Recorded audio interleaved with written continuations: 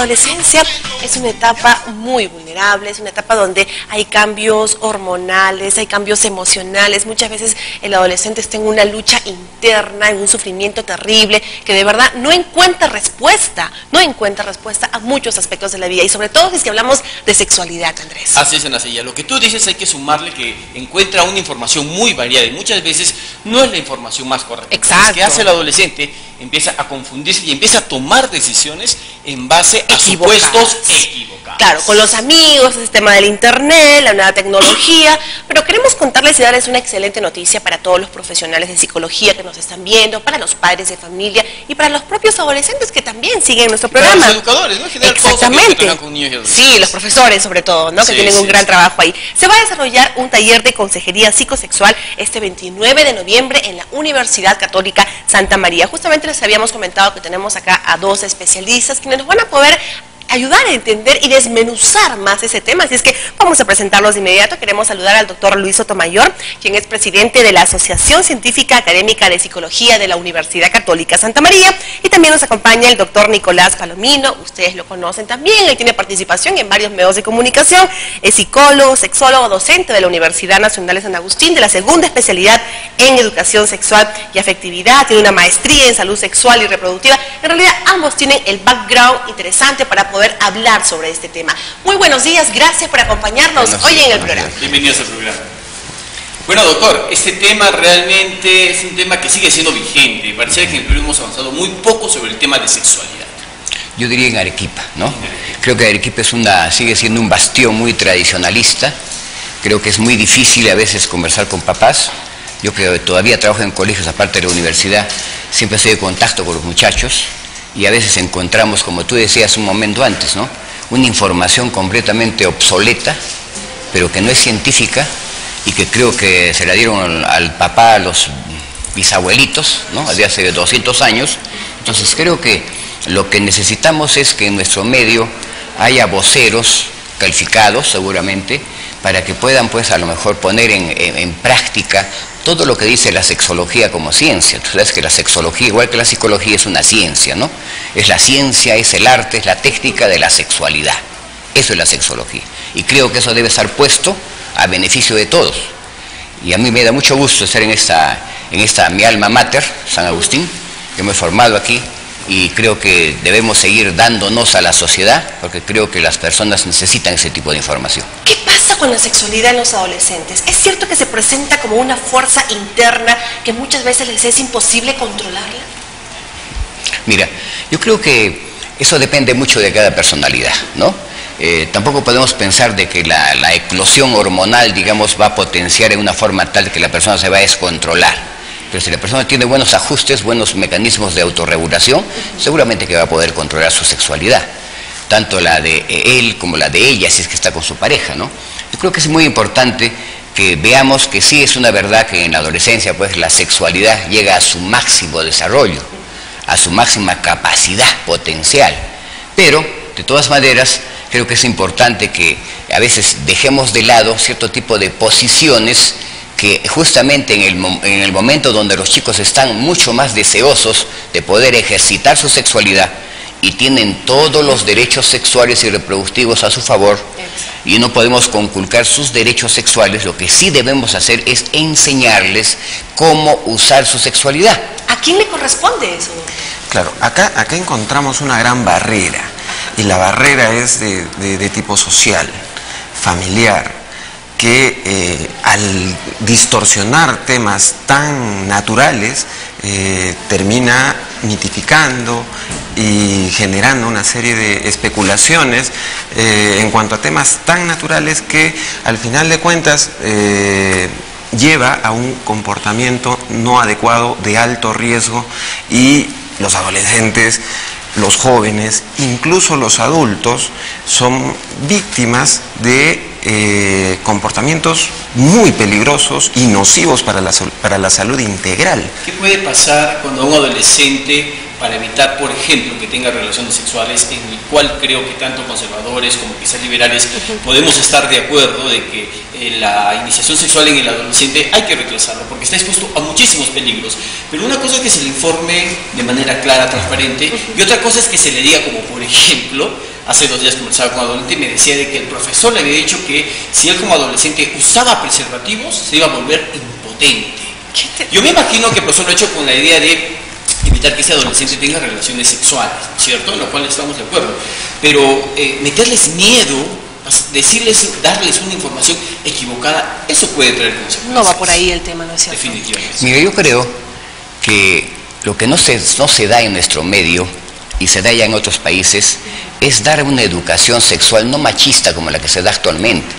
¿Qué es una educación sexual machista? Es una educación sexual donde se le enseña al chico que tiene que penetrar, que su única forma es penetrar a una mujer. Y eso es completamente falso.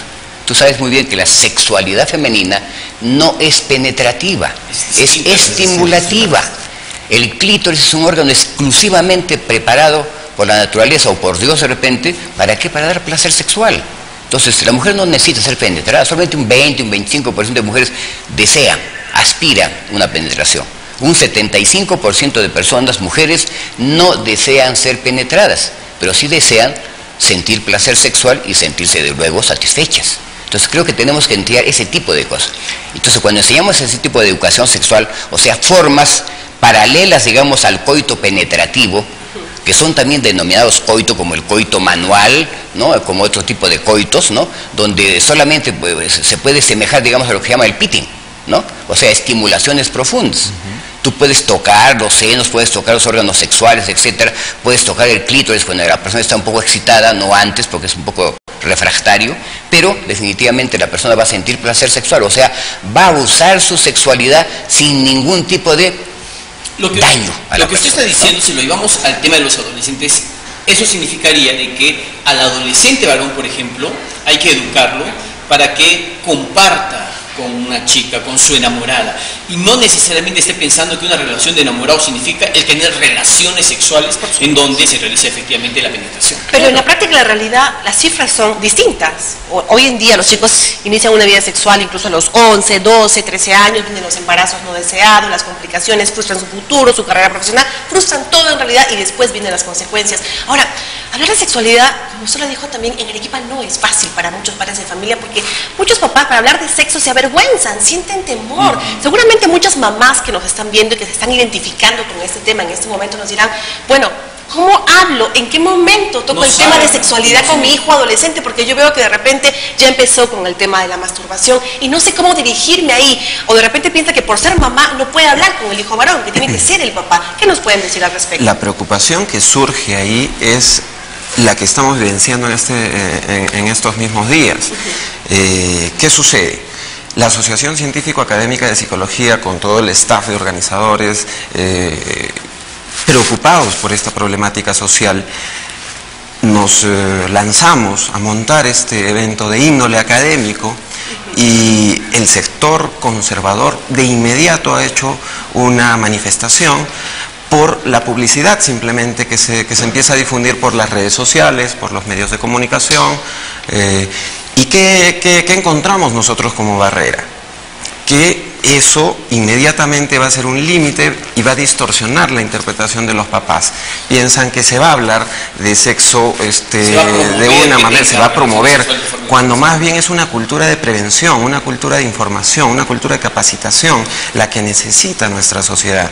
Porque al estar desinformados, no vamos a poder ejercer de una manera saludable nuestra sexualidad. Yo he escuchado en varios talleres que de nuevo está regresando la idea de que es mejor no hablarlas, que si tú empiezas a hablar del tema es promover, porque el adolescente no necesita tener esa información.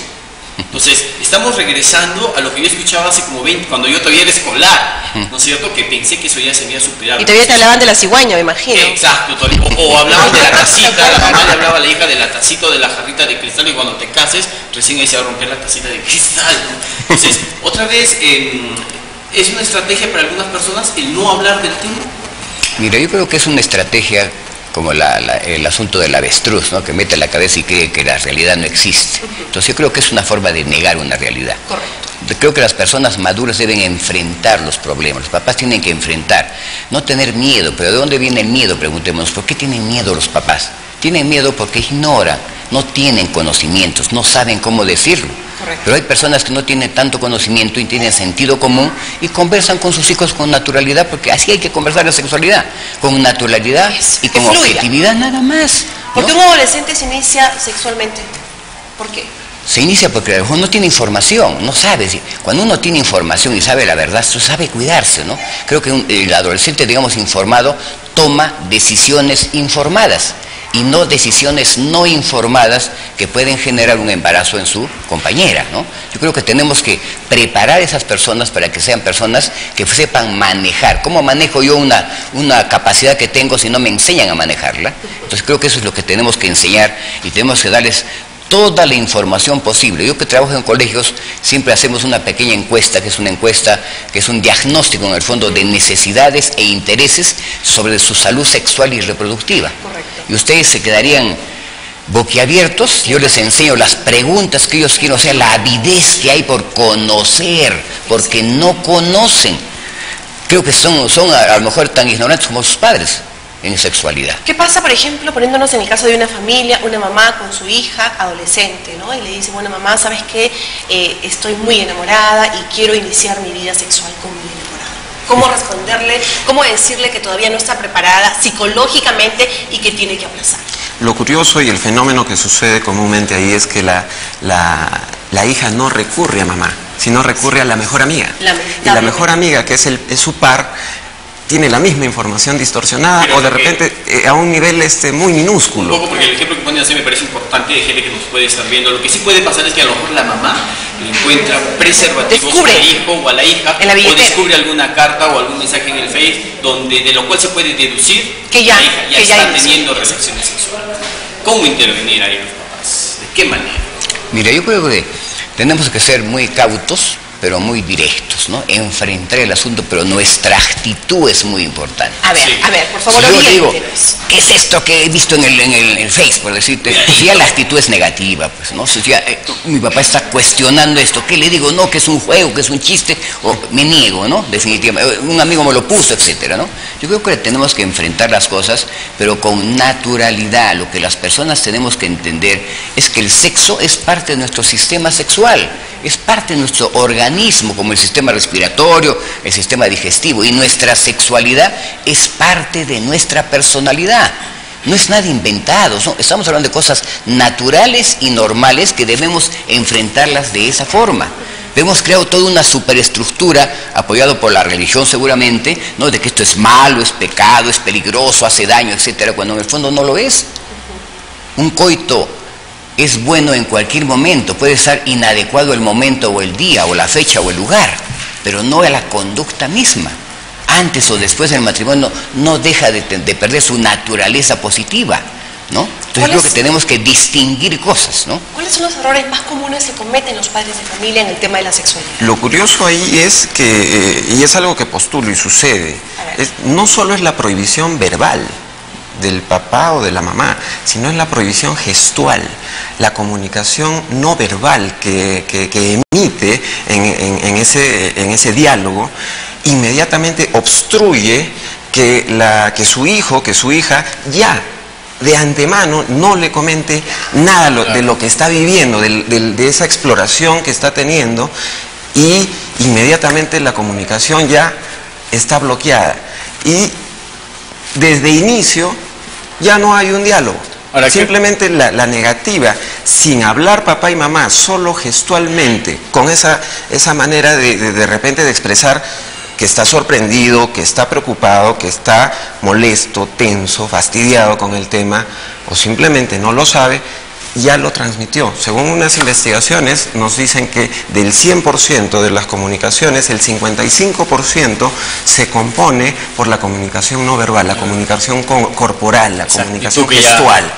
Entonces, con esa conclusión, esos datos investigativos, nos damos cuenta de que la comunicación no verbal tiene un alto porcentaje, y en comparación de la comunicación verbal, que es el 7%, o sea, hablar mucho, hablar poco no va a tener tanto impacto en el ser humano, sino la comunicación que transmitimos mediante los gestos. Entonces, y papá y mamá tienen ese error frecuente. Entonces, la actitud es importante, la actitud que tiene el papá y la mamá para enfrentar el problema. Luego, el adolescente debe conocer información, debe tener la información, pero una información valedera, científica.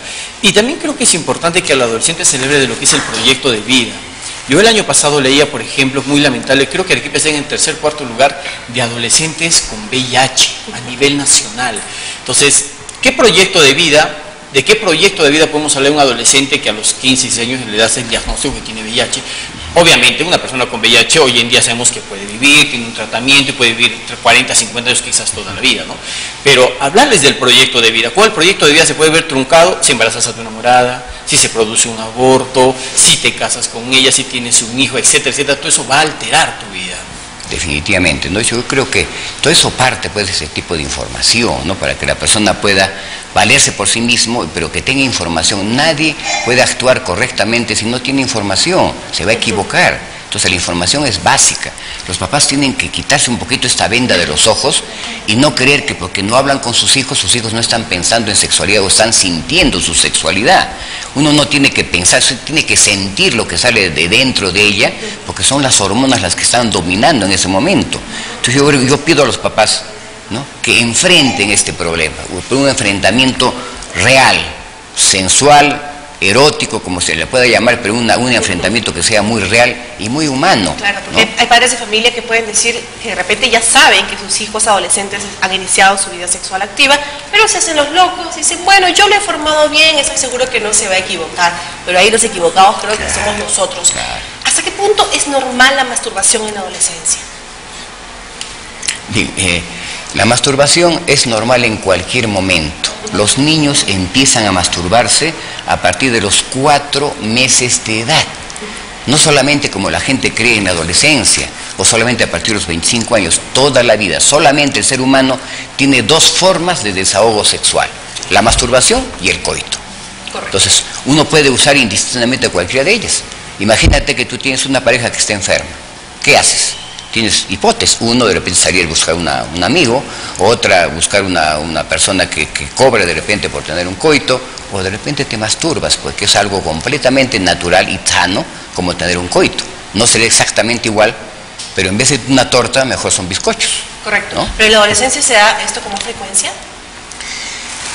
La frecuencia ahí no podríamos definirla desde un aspecto objetivo, porque si nos ponemos a hacer un análisis, podemos encontrar que en las diferentes etapas del desarrollo humano puede presentarse altibajos. Correcto. Donde puede haber un mayor apetito sexual, como puede disminuir, ¿no? Que para los padres de familia escuchar masturbación es algo, pues, no. Pero se olvida, ¿no? La vaca se olvida cuando fue ternera. Y finalmente, porque el tiempo ya nos ha ganado, vámonos al otro extremo. ¿Qué pasa con aquellos que quizás de forma irresponsable promueven las relaciones sexuales en adolescentes, ¿no? Sin hablarle, por ejemplo, de sentimientos, sin hablarle de respeto, sin hablar de autocuidado, por ejemplo? Creo que también ahí nos estamos yendo al otro extremo, ¿no es cierto? Claro, yo creo que para mí, digamos, el amor es un sentimiento que va parejo en la adolescencia con el deseo sexual, ¿no? En otras culturas no se habla de repente de amor, sino de sexualidad. Pero de todas maneras creo que es muy importante que tengamos en cuenta esto, porque creo que los sentimientos son los que van a tonificar y van a dar cualidades mucho más positivas a una relación coital. Correcto. Muy bien, queremos invitarlos para que por favor ustedes hagan la invitación a este taller de consejería para todo el público que nos está viendo ahora en este momento y que los está siguiendo. Encantadísimos, muy amables. Están todos cordialmente invitados el día de mañana, jueves 29, a las 4 de la tarde en la Universidad Católica de Santa María. A las 4 de la tarde, les vuelvo a repetir, en el Teatrín de Enfermería, primer piso, se va a dar este taller de consejería y psicoterapia, consejería psicosexual, que ahí estamos viendo en las pantallas el spot publicitario que se está distribuyendo, que se está difundiendo en las redes sociales, y que es el impacto donde los jóvenes están con mayor frecuencia.